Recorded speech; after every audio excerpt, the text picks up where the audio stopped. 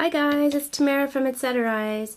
I'm just finishing up another scarf cowl project, so I wanted to share it with you. Again, I'm using my trusty old spool knitter. If you saw the last video I did, you'll know that I was getting a little sick not too long ago. And then I was stuck in bed for about 4 or 5 days, and I got really bored. And the only crafting I could do was my spool knitting, because that's all I had energy for. And like I've told you before, I love spool knitting because you really don't have to think too hard about anything. You can just do it, and it all takes care of itself. So we'll just finish off this little project here. And all I did was, you can see here, I'm doing a flat piece, so it's not a tube. I just went back and forth, and just used the regular knit stitch. And so I'm just getting ready to cast off now. So remember, I haven't showed you how to cast off for a while. You just take your tail of your wool and then just weave it back and forth through your piece. And then once it's all woven through, you can take it off of the teeth. And then you're going to be left with what really looks like a scarf. But I'm not going to leave it that way. We're going to add a little bit of embellishment to really jazz it up. So we'll just finish casting off here.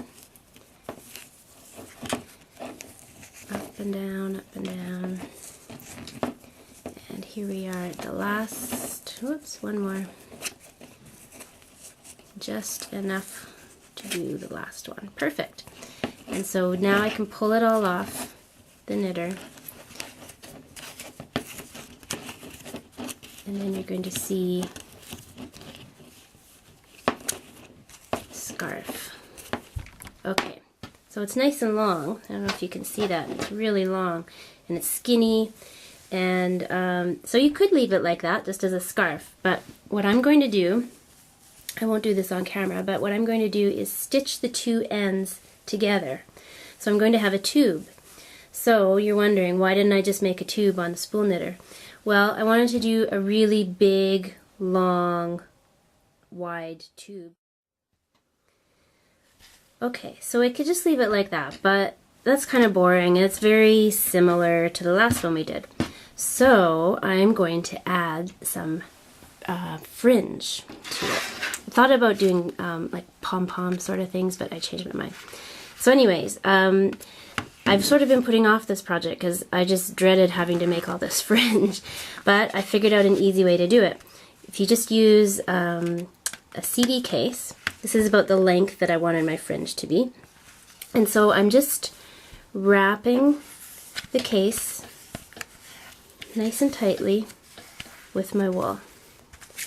And when it's all wrapped up, I'm going to take an elastic, I just have a regular little hairband here, and sort of secure it. And then I'm going to take my scissors and cut along just one side, only one side. And then you're going to have pieces that are exactly the length you want. So let's see here. I'm not ready to cut yet, but I'll do the first one so you can see what we've got here. So I'm going to have a whole bunch of pieces this length, which is perfect. And what I'm going to end up doing is attaching them to the edge. And this is so simple. I'll do 3 pieces together, and then I will just loop them through the bottom edge. And you see how that was? Simple. Just an easy, super easy loop. I'll bring it a little closer so you can see. So I would just bring it from behind, bring the loop through, and then bring the tails through its own loop like that, and then pull. And then what I'm going to end up is with all these nice different fringes. Because of the wool, it's going to have lots of really neat shape to it.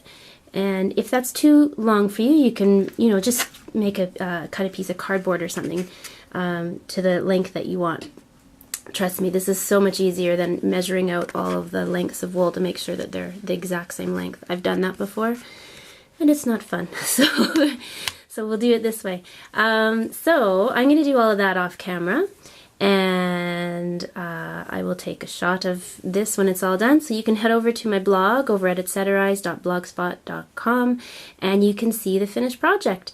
And you'll be able to see how, you know, you can sort of do the same old thing with different wool, or even the same wool, and not end up with an entirely different project. And so that's what makes this kind of knitting so much fun. Okay, thanks guys, and come on over and check it out over at the blog, and we'll see you next time. Bye! Here it is, all done. What do you think? You see all the cute fringe on it? I'll show you up close. Ta-da!